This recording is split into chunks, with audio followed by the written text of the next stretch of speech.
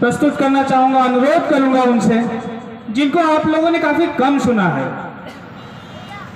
मैं एक ऐसे शख्सियत को अनुरोध करूँगा इस मंच में आने के लिए। मणि बाबू ने तो जो त्याग दिया उसे पूरे झारखंड ने देखा, लेकिन उन्होंने अपने बचपन को त्याग दिया। अपने सर से पिता का जो साया था, जो छाया था, वो मिट गया उनके सर से। मैं मंच पर अनुरोध करूंगा झारखंड आंदोलनकारी शहीद मनिंद्र नाथ मंडल जी के पुत्र सत्यजीत मंडल जी से कि चंद शब्दों में अपने जीवन की जो गाथा है, किस प्रकार उन्होंने जो निछावर किया, सर्वस्व निछावर करने के बाद उन्होंने किस प्रकार अपने जीवन को व्यतीत किया है, मैं अनुरोध करूंगा सत्यजीत मंडल जी से आकर मंच पर अपनी बातों को रखें।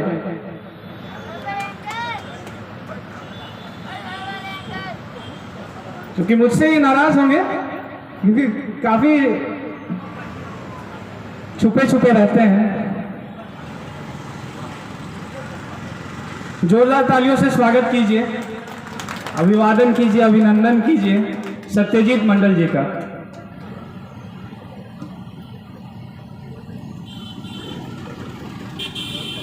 आप सभी को जोहार।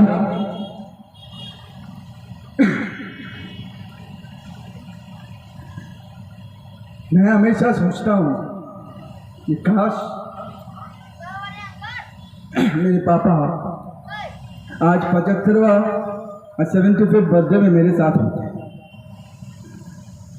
आज 30 साल पहले मैं बहुत छोटा था जब पापा को यहाँ की माफिया ताकत ने असैसिनेशन करा।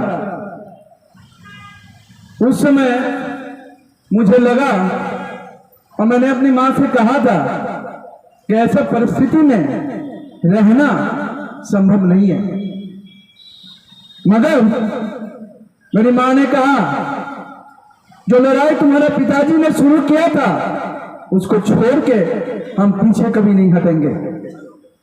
और जिन लोगों ने मेरे पापा के साथ दिया हर आंदोलन में, उनको छोड़ के हम यहां से नहीं जा सकते। और 30 साल कठिन परिस्थिति में मेरे पापा के बिना, आप लोगों की वजह से, आपके प्यार की वजह से, आपके साथ की वजह से आज हम यहाँ खड़े हैं। आज धनबाद में जो होना चाहिए था आज वो दिखने को नहीं मिलता है। मैंने बचपन से बहुत सारे नेता को देखा है। मैंने आज ही मैंने कहा था, कुछ पापा के दोस्त लोग आए थे, मैंने उनसे कहा कि तब नेता लोगों के लिए राजनीति करते थे, तब नेता लोगों को भविष्य बदलने के लिए राजनीति करते थे। आज के नेता सत्ता में पहुंचने के लिए राजनीति करते हैं, जिसके वजह से आज के लोग नेताओं से कटते जा रहे हैं। मेरे पापा व्यवस्था परिवर्तन की राजनीति करते थे, सत्ता के लिए राजनीति नहीं करते थे। और क्योंकि सत्ता के लिए राजनीति नहीं करते थे, इसीलिए आज उनके शहादत के 30 साल बाद भी आज आप लोग इतने प्रचंड ग्रुप में भी आप उनको पाए और उन्हें श्रद्धांजलि दे रहे। मेरे पिताजी विधानसभा लोकसभा में जगह नहीं बना पाए, मगर मेरे लिए गर्व की बात है कि आपके अंदर, आपके दिल में जगह बनाए कि आज 1994 में जो बच्चा पैदा हुआ था, जो मनिंद्र मंडल को देखा नहीं था, आज भी मनिंद्र मंडल को अपनी आदर्श मानता है। ये उपलब्धि मेरे पिताजी का है, शायद विधायक का, सांसद का बेटा का नहीं हो सकता था। आज एक गर्व है। आज हमारे जो व्यवस्था है, आज बड़ा आदमी लोग के लिए बड़े व्यवस्था और गरीबों के लिए कोई व्यवस्था नहीं। गरीब एक वोट बैंक बन के रह चुका है। आज शिक्षा जैसी चीज भी बाजारू हो गया है। आज सरकारी स्कूल में सबसे ज्यादा एक टीचर को तनख्वाह मिलता है प्राइवेट स्कूल के बराबरी, मगर जो स्तर है एजुकेशन का सरकारी स्कूल में वो प्राइवेट स्कूल से कम है। क्यों भाई? यहाँ के बच्चे को अच्छा करिकुलम नहीं दोगे, अच्छा शिक्षा नहीं दोगे, हाई स्कूल में साइंस लैब का व्यवस्था नहीं करोगे। मेरी माँ जब टीचर थी तो मैं उसके स्कूल में जाता था तो बोरा बिछा के लोग पढ़ते थे। क्या गरीब होना अभिशाप है? आखिर सरकार चुनते क्यों हैं हम लोग सरकार चुनते हैं ताकि हमारे बच्चे को अच्छा एजुकेशन मिले, हमारे लोगों को अच्छा स्वास्थ्य सेवा मिले। हर दिन पीएमसीएच में, मेरे घर के बगल में पीएमसीएच है, हर दिन कोई ना कोई लफड़ा हुआ, क्योंकि सरकारी अस्पताल है इसलिए। डॉक्टर है, सारा व्यवस्था है, फिर भी सही ट्रीटमेंट नहीं है। नेताजी का पेड़ भी जाएगा तभी जाके डॉक्टर एक्टिव होंगे। क्या यह व्यवस्था होना चाहिए? नेताजी का पैरवी पे ही एक पेशेंट का ट्रीटमेंट होना चाहिए। यूनिवर्सिटी के लिए हम लोग को लड़ना पड़ा धनबाद में, तब जाके यूनिवर्सिटी बना। कि सरकार का यह दायित्व तो नहीं होना चाहिए था कि यहाँ के लोगों को जरूरत है कि यूनिवर्सिटी, वहां यूनिवर्सिटी बने। आज के जमाने में पिज्जा आधा घंटा में पहुंच जाता है घर में, मगर एम्बुलेंस आपका 1 घंटा में भी नहीं पहुंचता। यह व्यवस्था हमारा है। एम्बुलेंस को 5 मिनट में पहुंचना चाहिए, वह पिज्जा आधा जल्दी पहुंचता है। क्यों एम्बुलेंस नहीं पहुंच सकता? क्यों प्राइवेट गाड़ी पर डिपेंडेंट है पेशेंट? एक भी इंफ्रास्ट्रक्चर को झारखंड बनने के बाद अब सही तरीका से नहीं कर पाए। खाली एक ही चीज का रास्ता है। इसलिए मैं कहता हूं, जिस उद्देश्य से मेरे पिताजी ने आंदोलन किया था, मैं सभी नेता से पूछना चाहता हूं, क्या आपने वो उद्देश्य को आपने पूरा किया? जिस उद्देश्य से यहाँ की झारखंडियों को उसका अधिकार दिलाने के लिए, उसकी हक दिलाने के लिए, उसके रोजगार दिलाने के लिए लड़ा, क्या वो उद्देश्य पूरा हुआ है? अगर पूरा नहीं हुआ है तो आपको विधानसभा में बैठने का हक नहीं है, आप उस जगह पे बैठने लायक नहीं हो। आज हम बहुसंख्यक झारखंडी होने के बावजूद भी हमें अल्पसंख्यक माना जाता है। हमारी वोट से लोग नेता तैयार होते, बड़े बड़े ओहदे पे पहुंचते, और उनके घर में जाओ तो सबसे पहले उनके पीए साहब से मिलना पड़ता है। पीए साहब सेटिस्फाई होंगे तो उनके खास आदमी से मिलना पड़ता है। खास आदमी सेटिस्फाई होंगे तब हमें जनप्रतिनिधि मिलेंगे। यह व्यवस्था नहीं चाहिए। जनप्रतिनिधि हमारे गांव में आके बैठेगा, हमारे सोच को रखेगा। विधानसभा में वैसा जनप्रतिनिधि चाहिए। हम उसके घर क्यों जाएंगे? हम उसके घर क्यों जाएंगे? हम उसके पीए को क्यों मानेंगे? हम उसके खास आदमी को क्यों मानेंगे? ये लोकतांत्रिक व्यवस्था में नेता को घर आना चाहिए, ना कि हम जैसे जनता को उनके घर जाना चाहिए। हमारे दर्द को समझने के लिए उनको जानकारी होना चाहिए। आपके पास इस बात के डाटा नहीं है यहाँ पे पुलिस सिटीजन का क्या रेशियो होना चाहिए। आपकी इस बात का डाटा नहीं है कि आपका कितना हेक्टर पे आपका एग्रीकल्चर है, कौन कौन जगह पे किस तरह का एग्रीकल्चर हो सकता है, वो डाटा नहीं है। आपके पास इस बात का डाटा नहीं है कि सिटीजन नर्स की क्या रेशियो होना चाहिए, सिटीजन डॉक्टर की क्या रेशियो होना चाहिए, आपका नहीं डाटा है। और आप विधायक बनना चाहते हैं। अब विधानसभा में क्या बात उठाएंगे? आपको जानकारी नहीं है, आप अफसर से क्या बात करेंगे? आपको मूलभूत जानकारी होना। बहुत सारे ऐसा नेता है जो विधानसभा पहुंचना चाहते हैं, उसको यह भी नहीं पता कि ब्लॉक से काम कैसे निकालना पड़ेगा।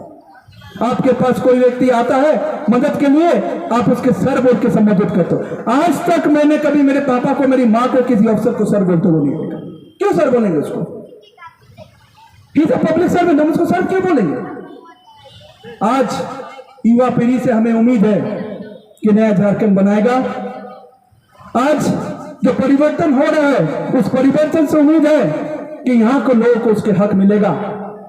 आज जो लहर हुआ है, उस लहर से हमें आशा है कि निश्चित तौर पर जिन विधायकों के मुंह बंद होता था विधानसभा में, आज सवाल कर रहा है।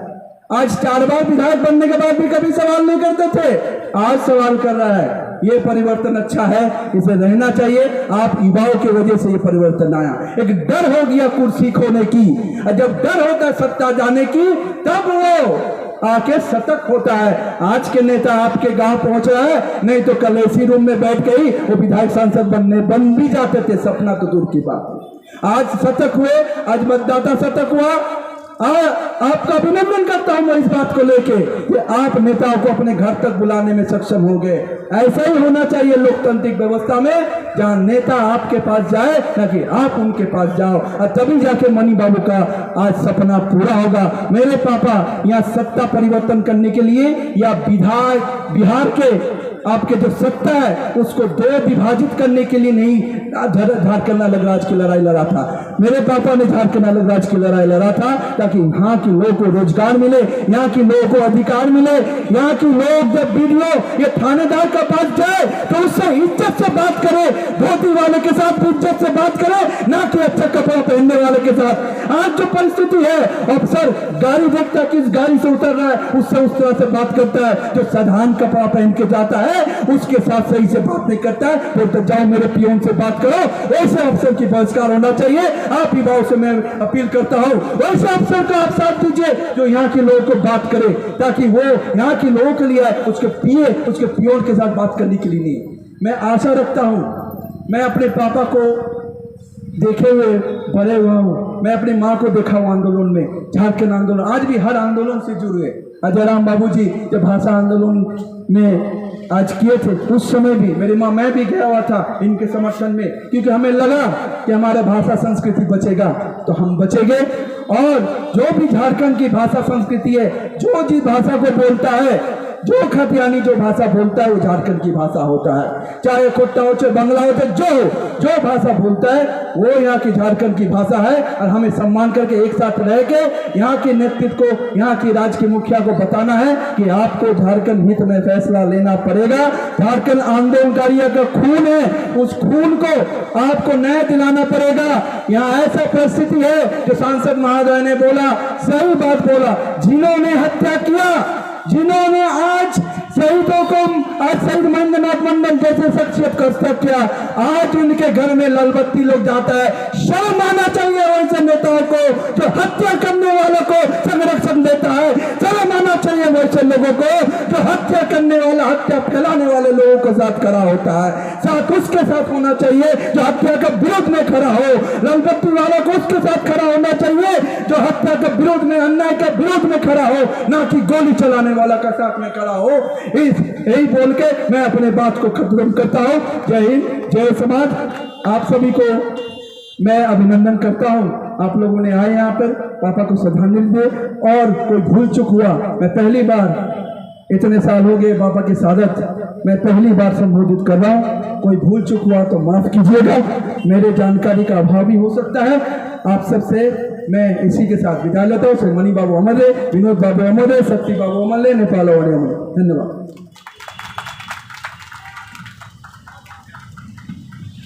धन्यवाद।